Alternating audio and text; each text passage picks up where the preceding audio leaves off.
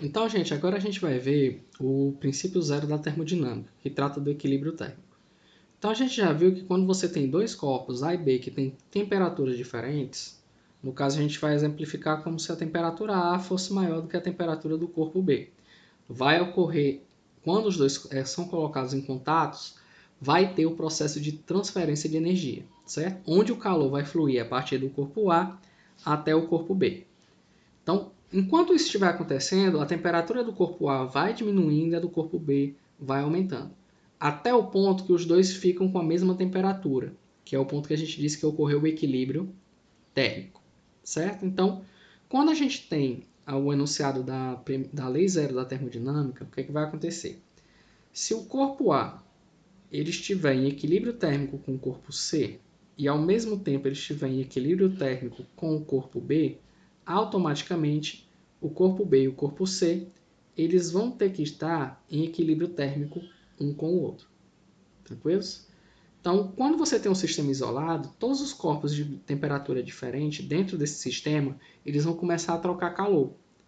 Então, na hora que eles começam a trocar calor, a soma total do calor perdido e ganho por esses constituintes do sistema tem que ser igual a zero, certo? Então, no caso, quando o corpo ele recebe calor, a gente vai convencionar esse sinal como sendo positivo, ou seja, ele está ganhando energia e o processo vai ser chamado de processo endotérmico. Se por outro lado o corpo mais quente estiver perdendo calor, a gente diz que a variação de calor é negativa, portanto a gente tem um que a gente chama de processo isotérmico. Então, gente, vamos ver agora um exemplo de um problema envolvendo equilíbrio térmico. Lembre-se sempre que um sistema isolado, a soma de todos os calores trocados dentro desse sistema tem que ser igual a zero. Então, a quantidade de calor perdida tem que ser a mesma quantidade de calor recebida pelo outro objeto, havendo assim uma conservação da energia. Então, vamos pegar aqui. Um bloco de ferro de massa 50 gramas a uma temperatura de 100 graus ele é submerso em 120 gramas de água, inicialmente a 20 graus. Dados, aí você tem os calores específicos do ferro e da água, em Joule, Kelvin-1, mol/-1. No caso do ferro, 0,46 e o da água, 4,184. Pergunta, qual a temperatura final? Então, a primeira coisa que a gente tem que ter noção é que quando você coloca um corpo quente e um corpo frio em contato, a temperatura de equilíbrio ela tem que ser entre um e outro, certo? Ela não pode ser nem mais quente que o corpo quente, nem mais frio que o corpo frio. Então, a primeira coisa para a gente saber se está no caminho certo é que a temperatura tem que estar entre 100 graus e 20 graus. E exatamente no meio, não, porque vai depender da capacidade calorífica específica e vai depender da massa ou o número de mols dos objetos colocados em contato. Então, o que vai acontecer? Como aqui os calores específicos estão sendo dados em mol a menos 1, o primeiro passo que a gente vai saber é achar o número de mol da água, que vai ser a massa de água, que é 120 gramas, dividido pela massa molar da água, que é 18,0 gramas por mol. Isso aqui vai me dar que aqui a gente tem 6,67 mol de água. Por outro lado, se a gente for calcular o número de mol do ferro, a gente vai seguir o mesmo processo, né? A gente tem 50 gramas, que é o peso do bloco, dividido pela massa molar do ferro, que é 55,8 gramas por mol. Então, isso aqui dá aproximadamente 0,90 mol de ferro. Então, isso aqui é o primeiro passo, achar o número de mol. O segundo passo é a gente aplicar a regra do equilíbrio térmico. Então, o calor que o ferro vai ceder é a mesma coisa que o calor que a água vai receber. A soma desses dois calores tem que ser igual a zero.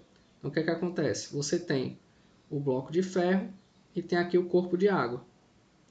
Então, o calor ele vai fluir do ferro para a água. Então, o que vai acontecer aqui, gente? Vamos agora utilizar as fórmulas. Como aqui a capacidade calorífica está em por mol, lembre-se que o calor que a gente vai trabalhar aqui é o número de mols vezes o calor específico vezes a variação de temperatura. Certo?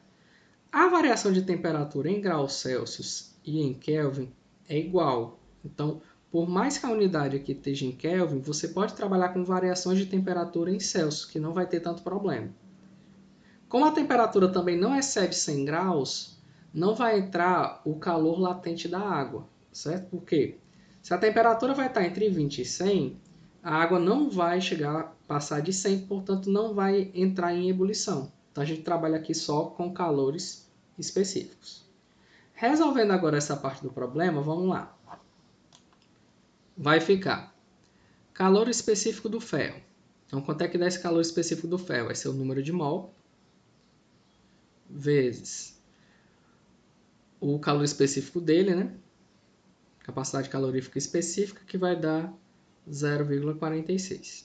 Vezes a temperatura final do sistema menos a inicial do ferro, que é 100 graus. Mais, vai ficar número de mol da água, 6,67, vezes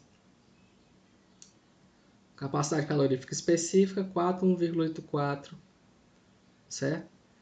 Vezes a variação de temperatura, que vai ficar temperatura final menos a temperatura inicial da água, certo? Isso aqui tem que ser igual a zero.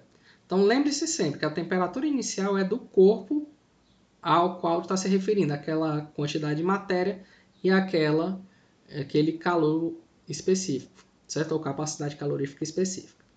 Fazendo essas contas, vamos começar aqui a fazer as simplificações. Então, aqui dá 0,412 vezes TF menos 100, mais, aqui vai dar 27,893 TF menos 20. Isso aqui tem que ser igual a zero. Aplicando a propriedade distributiva, né? Então, a gente vai ter que 0,412 TF menos 41,2 mais 27,893 TF menos 557,86. Certo? Isso aqui tem que dar igual a zero. Continuando a resolver essa conta, vamos agora operar quem tem temperatura final com quem tem temperatura final. Então, se eu somar 0,412 com 27,893, isso aqui vai dar 28,305 vezes TF. Menos, se eu somar esses dois números negativos, vai dar 599,06.